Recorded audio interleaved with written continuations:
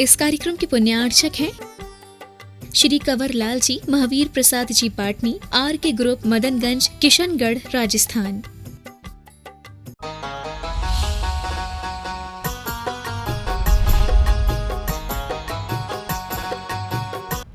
ठीक बात।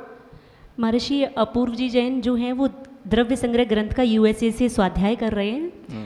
अगली शंका है कि पूर्णिमा जी जैन है सूर्यनगर गाजियाबाद से, कि यदि किसी में अहम की भावना आ जाए और वे ये सोचने लगे जो मैं हूँ वो हूँ, तो इस स्थिति में कैसे सामंजस्य, मैत्री सामंजस्य बिठाएं?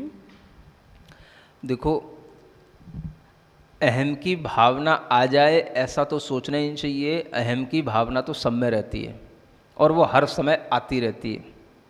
समझ आ रहा है?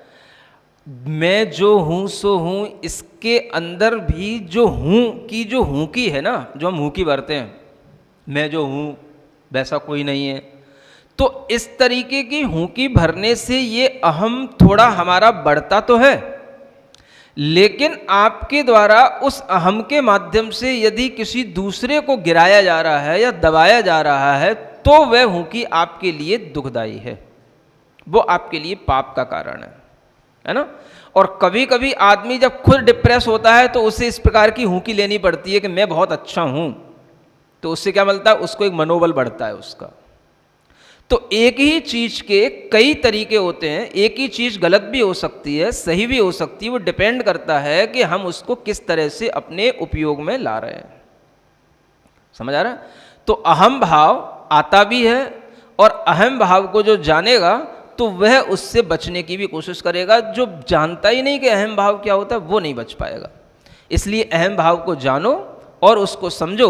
जब जब अहम भाव आए, यदि आपको महसूस होता है कि मैं इस तरह से अहम कर रहा हूं, तो कहीं ना कहीं आप अपने आपको अहम से बचाने की भी कोशिश में लगे हुए हो। ये अल्टीमेटली सिद्ध हो जाता है। महर्षि श्रद्धा जी जैन दिल्ली से पूछ रही हैं कि कोई भी धर्म की परीक्षा देने से पहले इतना डर क्यों लगता है, और डर ना लगे उसके लिए क्या उपाय है? देखो, धर्म की परीक्षा से डर नहीं लगता है, परीक्षा से ही डर लगता है। धर्म क्यों जोड़ दिया उसमें? समझ आ रहा है? कोई भी व्यक्ति हो, कितना ही मास्टर क्यों ना हो, लेकिन जब वो परीक्षा देने जाता है तो उस समय पर वो बहुत ही कॉन्शियस और सीरियस में टी में आ ही जाता है वो। समझ आ रहा है? तो धर्म की भी परीक्षा यदि आपके लिए है तो आपकी वो पुरानी आदत पड़ी हुई है। पहले भी आप परीक्षा में डरते ही होगे, इसका मतलब ये है। लेकिन यदि आप ये सोचो कि ये तो हमारे घर बैठे ऑनलाइन होने वाली परीक्षा है, और इस परीक्षा में यदि हमारे लिए कुछ कम भी हुआ तो हमें कोई बात नहीं है, हमें कम से कम इतना सौभाग्य मिल रहा है कि हम धर्म की परीक्षा देने के योग्य हैं, ऐसा सोचना चाहिए, तो आपका डर भी दूर हो जाएगा। महर्षि विभा जी जैन है दिल्ली से, वो पूछ रही हैं कि आजकल हर क्षेत्र में परीक्षा में परसेंटेज का ज़माना है, तो इस रिलेटिव कंपटीशन के टाइम में हम कैसे मैत्री का भाव बैठाएं? कैसे बढ़ाएं? भाव तो भाव करने से ही बढ़ाया जाएगा। कैसे बैठाएं महर्षि? कैसे बैठाएं?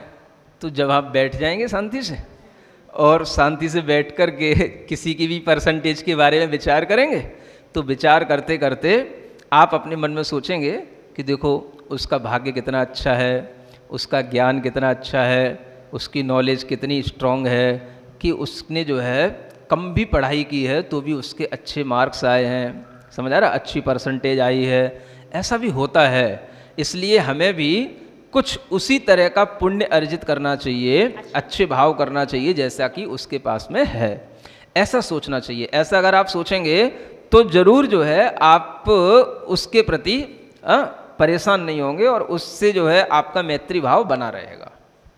समझ आ रहा है? तो मैत्री भाव बनाए रखने के लिए सामने वाले को सही ढंग से सोचने की, समझने की कोशिश करो कि अगर कोई सफल भी है तो क्यों है। महर्षि रीता जी जैन की शंका है कि करुणा भाव और प्रेम के अंदर के बीच कैसे पहचान करें? वैसे तो प्रेम एक सार्वभौमिक भाव है, जैसे मैत्री भाव है ना। करुणा भाव प्रेम भाव में नहीं आता है। आज जो प्रेम भाव की चर्चा कई दार्शनिकों के माध्यम से चलती है, वो प्रेम भाव इसी मैत्री भाव का ही सिनोनिम समझना चाहिए, है ना। तो वो भी एक व्यापक भाव होता है। प्रेम का मतलब ही होता है सबके प्रति, है ना, प्रेम भाव रखना, माने सबको जो है अपना समझना, किसी को भी दुख ना देना। तो ये करुणा भाव में नहीं आता, ये उससे भी बढ़ करके मैत्री भाव के ही पैरेलल में है। नेहा जी जैन प्राकृत रेवाड़ी से शंका है कि गुरुदेव, यदि हम किसी के प्रति मैत्री का भाव रखकर यदि शांत रहते हैं और वे हमारे इस शांत स्वभाव का गलत उपयोग करे, तो ऐसे समय में हमें क्या करना चाहिए जिससे हमारे अंदर समता बनी रहे? तो बहुत अच्छी बात है, और ऐसा होता ही है और होना भी चाहिए, और ऐसा नहीं होगा तब तो फिर आपका शांत स्वभाव है ये पता कैसे पड़ेगा? तो जब आपके साथ आपके शांत स्वभाव का कोई गलत फायदा उठाए और आपसे कुछ गलत कहे, तो आपको अपनी थोड़ी सी शक्ति और बढ़ा करके उस शांत भाव की शक्ति को और बढ़ाना चाहिए। समझ आ रहा है? क्या सोचना चाहिए कि हमें इस समय पर अपना शांत भाव अब और बढ़ाना है, क्योंकि यही हमारी आंतरिक शक्ति है। समझ आ रहा है? अगर कोई सामने वाला आपके लिए गलत करेगा तो उसका फल वो भोगेगा, है ना।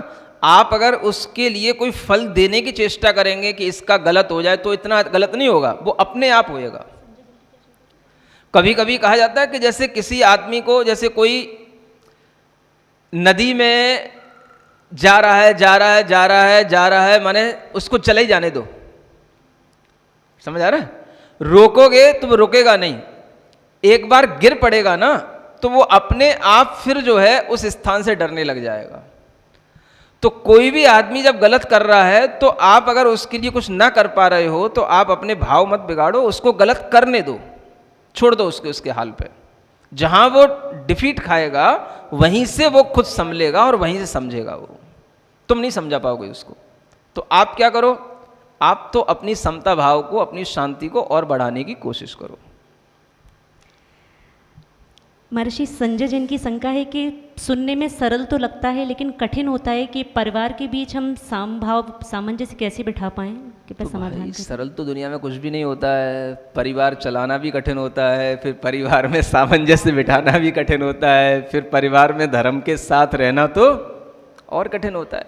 तो कठिनता का जीवन जीने का मतलब है कि हम अपनी योग्यता बढ़ा रहे हैं, और ये योग्यता एकदम से नहीं आ जाती, सुनने से भी नहीं आ जाती। इसको धीरे धीरे हम अपने भावों में लाएं, रेगुलर प्रैक्टिस रखें, तो हम कुछ कहीं तक सक्सेस हो सकते हैं। राखी जी जैन की कल की शंका है महर्षि कि लोग सुनते हैं सबके मत क्या होता है, पर बाहर से तो सुनते हैं लेकिन अंतरंग में उस चीज़ को नहीं उतारते, तो इसके लिए हम क्या करें? देखो, लोगों की चिंता किसी को भी नहीं करनी चाहिए। समझ आ रहा है? मेरी भावना माने माई फीलिंग्स। किसकी फीलिंग्स? माई माने तो माई होता है ना, आई माई माई एन, बस। समझ आ रहा है ना? बस इसके अलावा आपको वी अवर अस पे जाना ही नहीं है। आप क्या कर रहे हो, आप क्यों नहीं सुन रहे हो, आप क्यों नहीं ऐसा सुन करके समझ रहे हो। आप दूसरों की चिंता छोड़ो। हम सबसे बड़ी गलती यही करते हैं, दूसरों को ये समझते हैं कि दूसरा तो कुछ कर ही नहीं रहा है। समझ आ रहा है? मंदिर जा रहा है तो दूसरे को अंदर कोई धर्म नहीं आ रहा, ज्ञान अर्जन कर रहा है तो दूसरे की कोई समझ में नहीं आ रहा, केवल सुन ही रहा है। तो ये भी जो हमारी थिंकिंग होती है, ये भी कहीं ना कहीं गलत होती है। हम ये सोचें जिसका जितना भवितव्य होगा वो उतना ग्रहण करेगा। हमारा अगर भवितव्य अच्छा है, हम अगर कुछ अपने अंदर सही भाव रख रहे हैं तो हम ग्रहण करें, हम अच्छे बनते चले जाएं, यही पर्याप्त है। महर्षि त्रिलोक जी जैन तेंदुखेड़ा से हैं, उनकी शंका है कि क्रोध ना करें ये तो समझ में आता है, लेकिन जब बच्चे ऐसा कुछ गलत काम करते हैं तो बिना क्रोध किए काम नहीं चलता, इसके लिए हम क्या करें? अरे भाई, तो प्रवचन पूरा तो सुना करो। कल तो मैंने बताया था कि क्रोध करना भी जरूरी होता है, लेकिन समझदारी से। Anger with understanding. Anjali ji Jain की शंका है महर्षि दिल्ली से कि अगर हम मैत्री भाव का अर्थ ये लगा लेते हैं कि लोग हमसे डरने लगे, तो इसका क्या समाधान है? लोग हमसे डरने लगे, अगर हम मैत्री भाव बनाते हैं तो डरने लगे मतलब कि लोग हमसे दब रहे हैं इसलिए हम उसके साथ मैत्री भाव बना रहे हैं। तो नहीं, देखो फिर ये वही बात आ गई, लोग कुछ भी सोचे, आपको अपनी फीलिंग स्ट्रॉन्ग रखना है। समझ आ रहा? आप लोगों की तरफ देखेंगे, महिलाओं की बहुत बड़ी कमजोरी होती है ये। समझ आ रहा ना? दूसरों की ओर ज़्यादा देखना। तो ये जो फीलिंग है, इसी कारण से हम आगे नहीं बढ़ पाते हैं। आप तो अपना सोचो, लोग क्या सोच रहे हैं उनकी चिंता मत करो। लोग तो दुनिया में हमेशा रहेंगे, हमेशा कुछ ना कुछ सोचते रहेंगे, हमेशा कुछ ना कुछ करते रहेंगे। आप क्या कर रहे हो, अपना डिसीजन लो और अपने अनुसार चलने की कोशिश करो। फिर अगर कोई आपके लिए कुछ खींचता भी है तो भी आप उसके दबाव में ना आकर के आगे बढ़ने की कोशिश करो, ठीक है ना। तो लोगों की चिंता करके कभी कोई धर्म नहीं किया जा सकता है। कौन कौन सी वो भावनाएं हैं जिनके माध्यम से हम अपने भावों को अच्छा बना सकते हैं।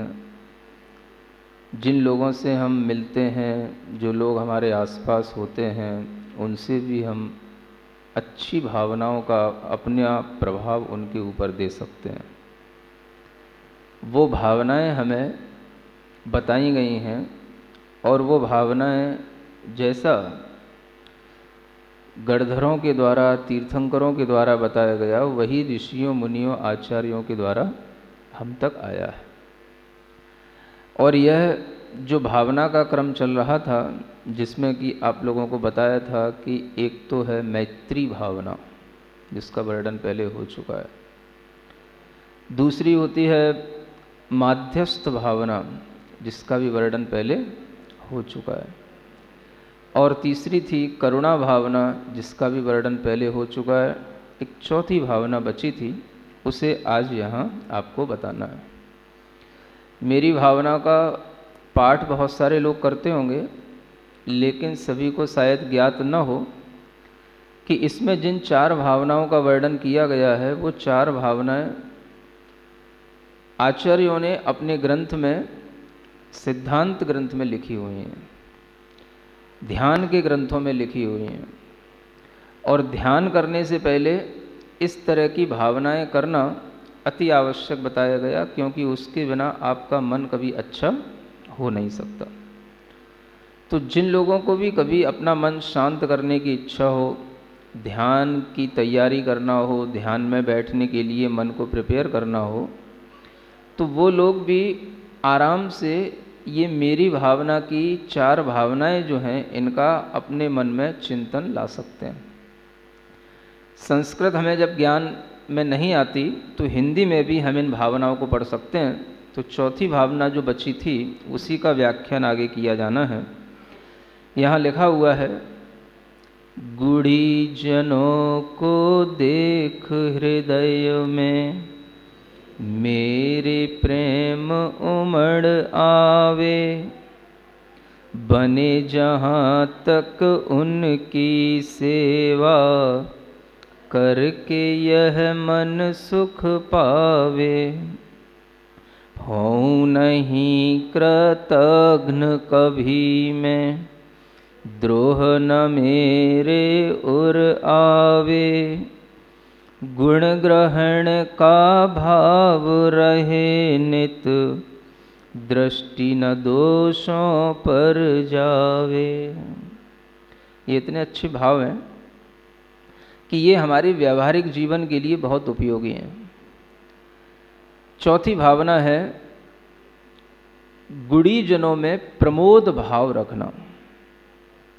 इसे कहा गया गुड़ीषु प्रमोदम, यानी गुड़ी जनों को देख हृदय में मेरे प्रेम उमड़ आवे। मेरे माने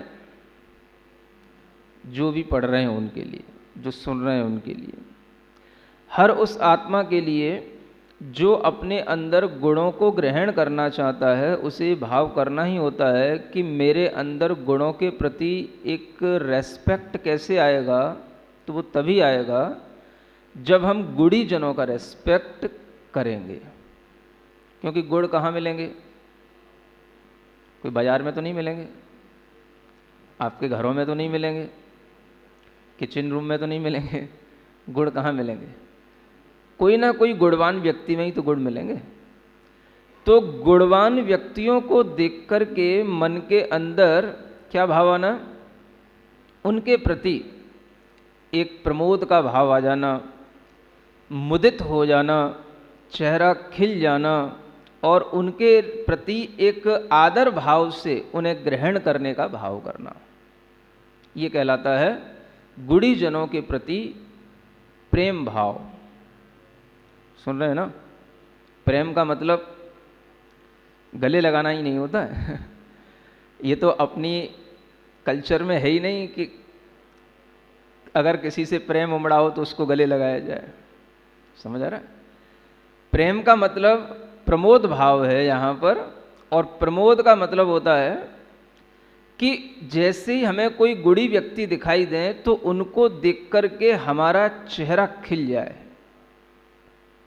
भले ही हम परेशानी में हों, भले ही हमारे मन में कुछ भी चल रहा हो, भले ही हमारा मन किसी भी तरीके से किसी भी प्रकार की उलझनों में पड़ा हुआ हो, लेकिन आपके मन में ये भाव रहना चाहिए कि अगर हमें कभी गुणी व्यक्ति का दर्शन हो जाए तो हम उसको देख करके सब भूल जाएं और हमारे चेहरे पर अपने आप एक अच्छी सी प्यारी सी मुस्कुराहट आ जाए। क्या समझ में आ रहा है? ऐसा हो पाता है कि अगर हम गुस्से में हैं तो हमारे सामने गुणवान व्यक्ति भी आ गए तो हम जैसा मुंह बनाए वैसे ही बनाए रहेंगे। अक्सर ऐसा भी तो होता है। आप कहोगे हमारा मूड ठीक नहीं है। बहुत से बच्चे ऐसे भी होते हैं जिनके मम्मी पापा कहते हैं चलो बेटा दर्शन करने के लिए चलना है। हमारा मूड नहीं है, तुम्हारा मूड है तुम चले जाओ, मेरा आज मूड ठीक नहीं है, मुझे नहीं जाना। समझ आ रहा? अगर उनके सामने कभी गुणवान व्यक्ति भी आ जाए तो भी वो यही बात बोल सकते हैं कि आज मेरा मूड ठीक नहीं है, आज आप क्यों आ गए मेरे सामने। अगर कभी उनके घर में ऐसे गुणवान व्यक्ति पहुंच जाएं तो भी हो सकता है कि बच्चे अपने उसी भाव में रहें कि मेरा आज मूड ठीक नहीं है, आज आपको नहीं आना चाहिए था, आज सुबह सुबह मेरी घर में लड़ाई हुई, कलह हो गया, आज मेरा मूड ठीक नहीं था और उसी समय पर आपका आना हो गया। आप ये बात ध्यान में रखो कि कुछ निमित्त ऐसे होते हैं, कुछ चीज़ें ऐसी होती हैं, कुछ ऐसे कारण हमारे सामने होते हैं जिनके होने पर हमें सब कुछ भूल जाना चाहिए। ये अगर हमें सीखने को मिल गया, ये अगर हमारे दिमाग में एक प्रैक्टिस के रूप में आ गया तो ध्यान रखना आज की दुनिया में तरह तरह की परेशानियां हैं सामने। सुन रहे हो? लॉकडाउन एक परेशानी नहीं है, लेकिन लॉकडाउन के कारण से जो परेशानियां पैदा हो रही हैं वो परेशानियां बहुत बड़ी बड़ी हैं। हर किसी को अपने अपने जॉब की परेशानी है, अपनी अपनी इकोनॉमिकल प्रॉब्लम्स हैं, तरह तरह की पारिवारिक स्थितियां भी बिगड़ रही हैं, और उन सबको ध्यान में रखते हुए आपको एक चीज़ ध्यान रखनी चाहिए कि हमें अपना माइंड कभी ना कभी इन भावनाओं के साथ जोड़ना चाहिए। अगर आपकी प्रैक्टिस में चीज़ रहे कि हम वैसे तो भले ही चाहे कितने ही दुखी रहें या कैसे ही अपना मुंह बनाए रखें, लेकिन जैसे ही हमारे सामने गुणवान व्यक्ति आए तो हमें क्या करना है? Be happy. क्या होना? हाँ। अगर आप कहीं गुणवान व्यक्ति के दर्शन कर रहे हो, प्रवचन सुन रहे हो, तो आपकी चेहरे की अपने आप में इस तरीके की एक्सप्रेशन होनी चाहिए कि सुनाने वाले को लगे कि आप उससे एक्सेप्ट कर रहे हो। सुन रहे हो? ये चीज़ें सीख लो, बहुत ही व्यवहारिक चीज़ें हैं, जरूरी हैं, और इसी से आपके अंदर कुछ आएगा। गुणीजनों को देख करके मन में प्रमोद उत्पन्न होएगा, प्रसन्नता उत्पन्न होगी, तो आपका चेहरे पर वो प्रसन्नता आए बिना रहेगी नहीं। ऐसा कैसे महाराज? हमारा चेहरा तो ऐसे ही रहता है लेकिन हम भीतर से प्रसन्न रहते हैं। That is not possible. समझ आ रहा है? अगर आपके हृदय में प्रसन्नता है तो आपके फेस पर वो आएगा। Face is the index of our heart. समझ आ रहा है? इसीलिए कहा जाता है कि हमारा चेहरा हमें बता देता है कि हम क्या सोच रहे हैं, हम क्या दुनिया में घूम रहे हैं, हम कहाँ हैं। अगर आप यहाँ बैठे हो तो आपका चेहरा समझने वाला समझ लेता है कि आप सुन रहे हो, लेकिन फिर भी आपका दिमाग कहीं दूसरी जगह पर है। जैसे कैसे पता पड़ेगा महाराज? आपका चेहरा बता देता है, आपकी आंखें बता देती हैं, आपके एक्सप्रेशन बता देते हैं। सुन रहे हो? और अगर आप ढंग से सुन रहे हो, कंसंट्रेशन के साथ में सुन रहे हो, तो वो अलग समझ में आएगा कि हाँ आप बिल्कुल अवेयर होकर के सुन रहे हो, और आपके अंदर एक भाव आ रहा है कि मुझे आज बहुत अच्छा सुनने को मिल रहा है, so I am so much happy. ये भाव कब आएगा?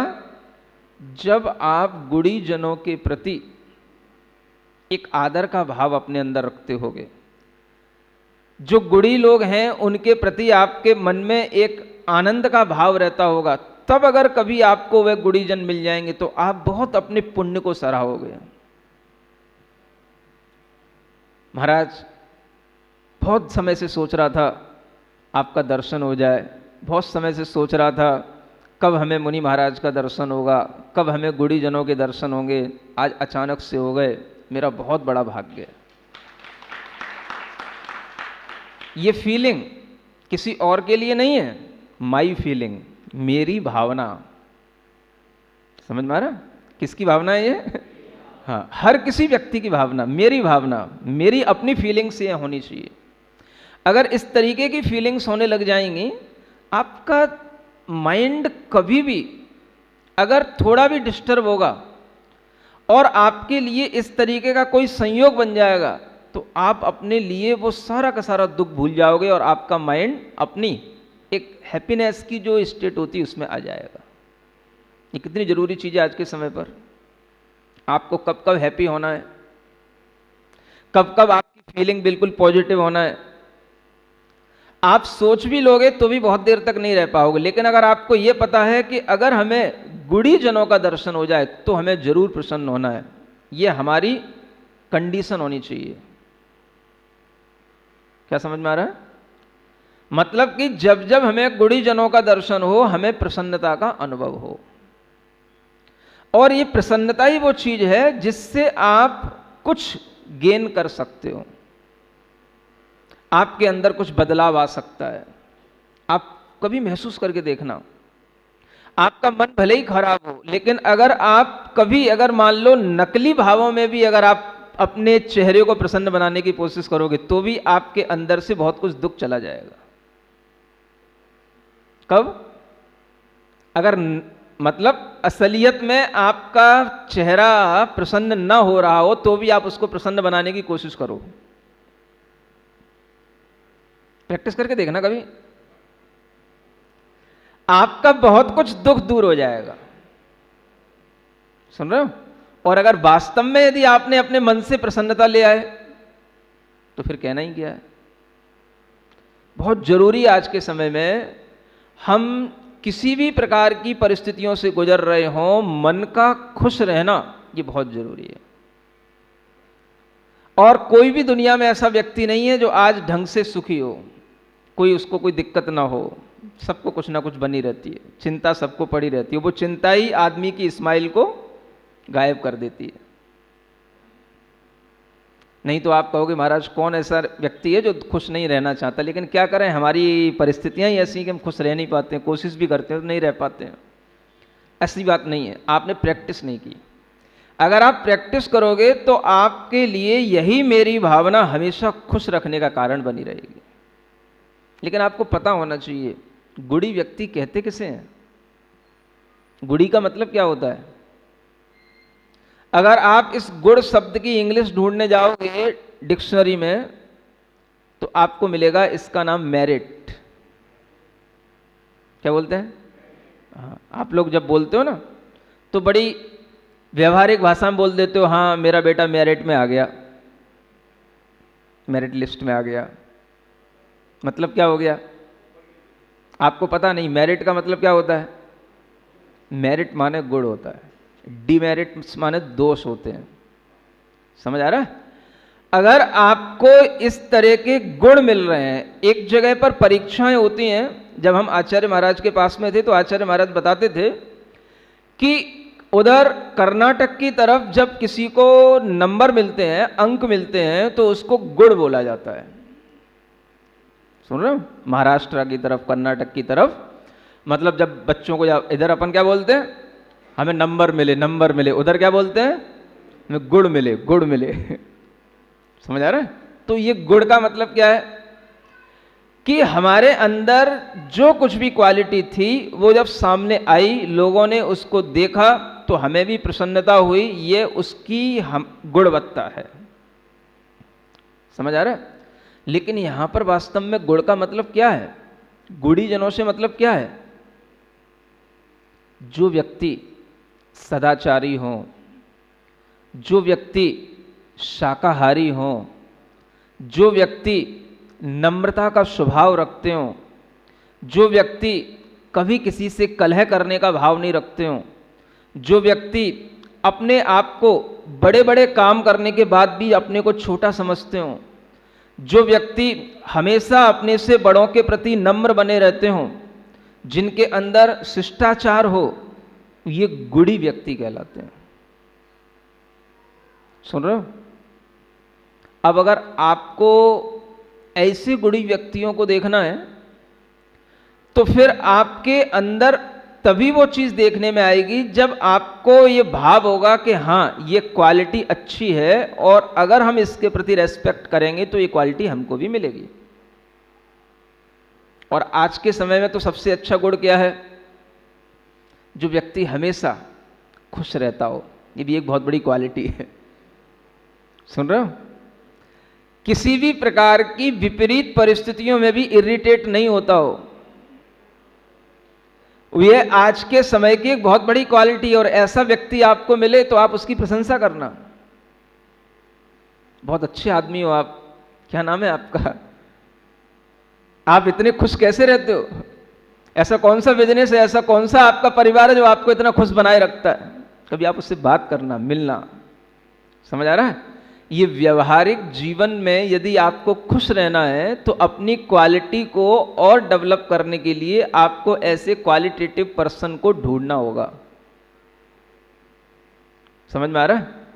और जब आप उनको देख करके अपने मन के अंदर भी आनंद भाव लाओगे, प्रसन्नता का भाव लाओगे, तो आपके अंदर उन गुणों की प्राप्ति का भाव आ जाएगा। आपके अंदर भी वो गुण आने लग जाएंगे।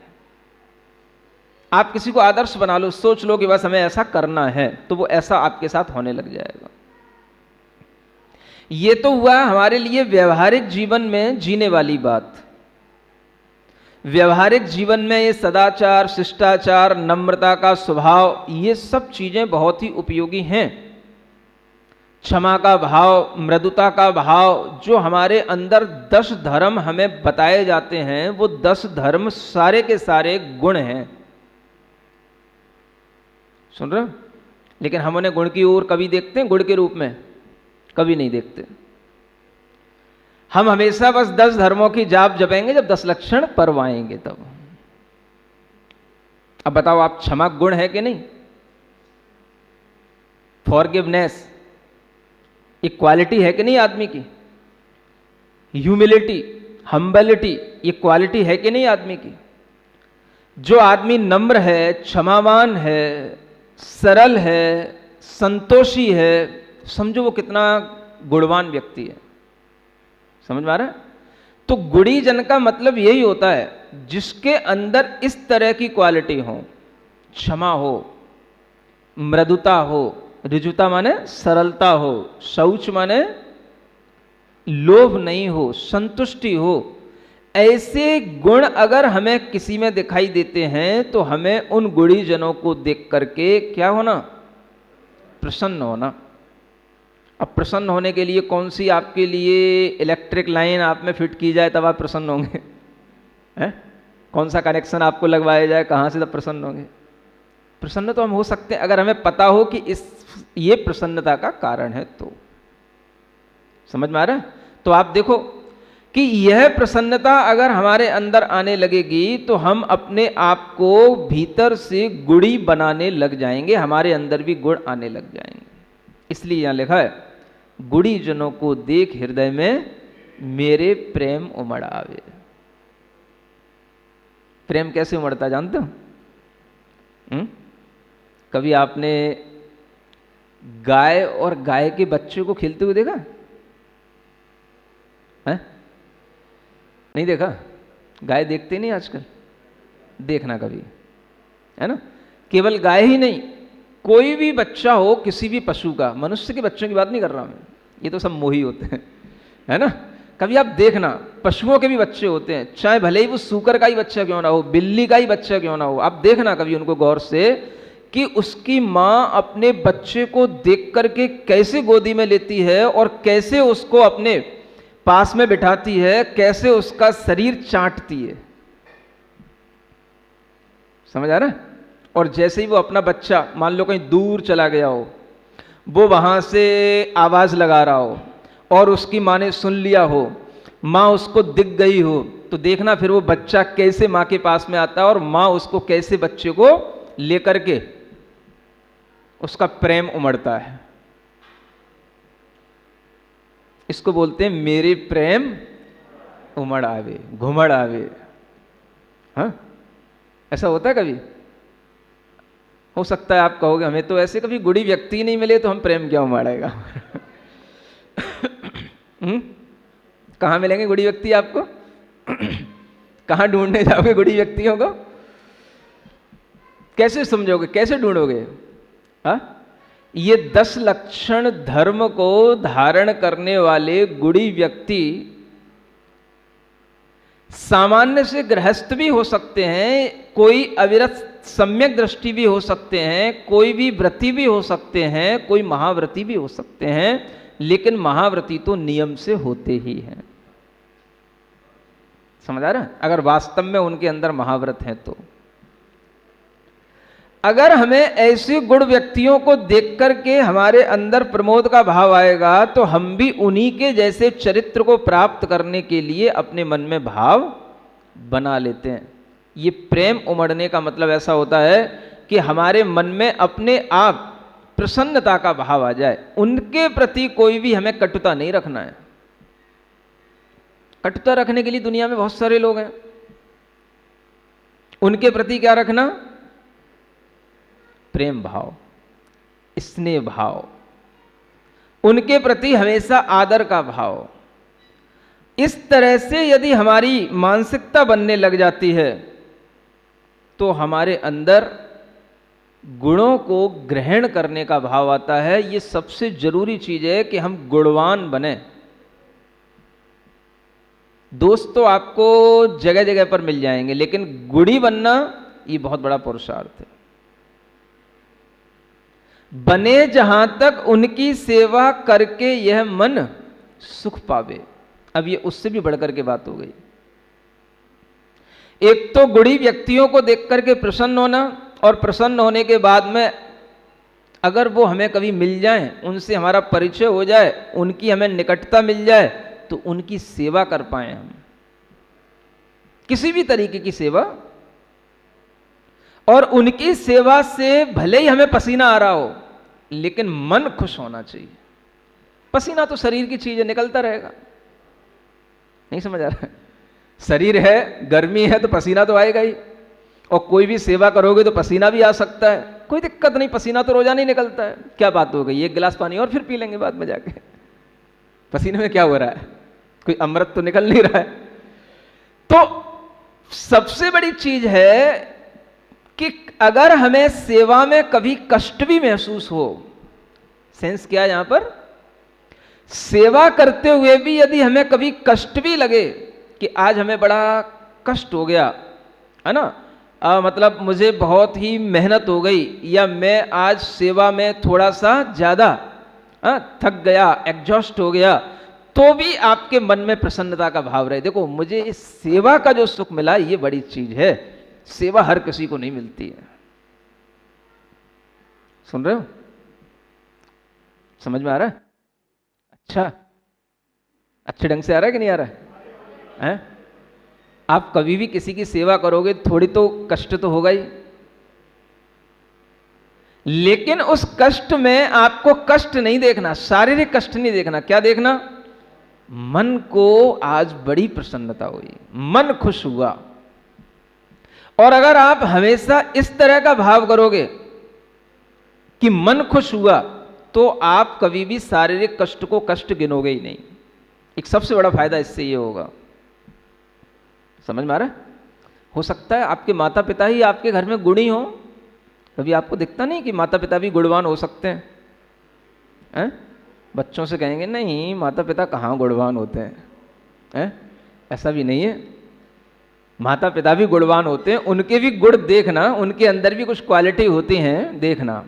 सज्जनता है, सरलता है, तुम्हारा ख्याल रखने का भाव है, कितना तुम्हें बार बार वो पुचकारते हैं, कितना तुम्हें बार बार समझाते हैं, और कितना तुम्हारा ध्यान रखने के लिए कितनी तरह से तुम्हारी केयर करते हैं, ये आप कभी ढंग से गौर से देखना, सोचना।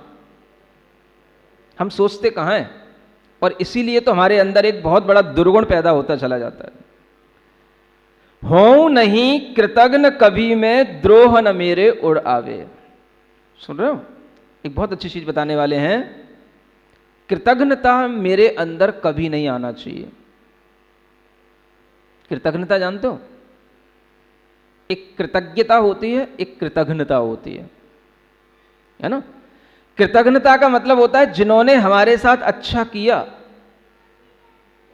उनकी उस अच्छाई को, उनकी उस उपकार को भी भूल जाना, याद ही नहीं करना, और उल्टा उनसे ही दुश्मनी साध लेना या उल्टा उनके बारे में बुरा सोचना। इससे बढ़कर के कृतज्ञता कुछ नहीं होती है।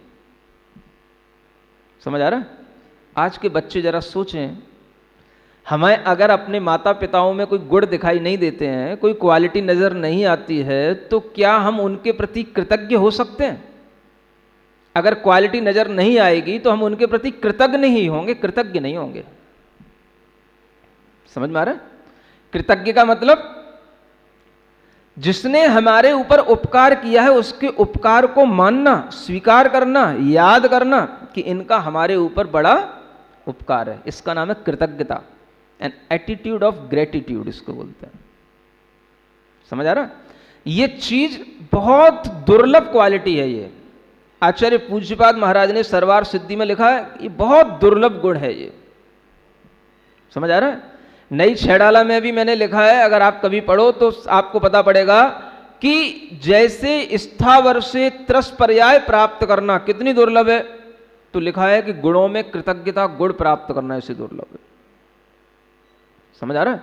ऐसे मतलब कि इतना दुर्लभ गुण बताया है, व्यक्ति कृतज्ञ हो नहीं पाता है। कृतज्ञ तो बहुत जल्दी हो जाता है, छोटी सी बात में माता पिता से रुष्ट हो जाएगा, अपने गुरुजनों से रुष्ट हो जाएगा, अपने टीचर से रुष्ट हो जाएगा। यह कृतज्ञता आना अपने आप में इतना बड़ा गुण है कि इसकी लिए आचार्यों ने कहा कि अगर ये गुण मिल जाए तो समझना कि बहुत दुर्लभता की प्राप्ति आपको हो गई।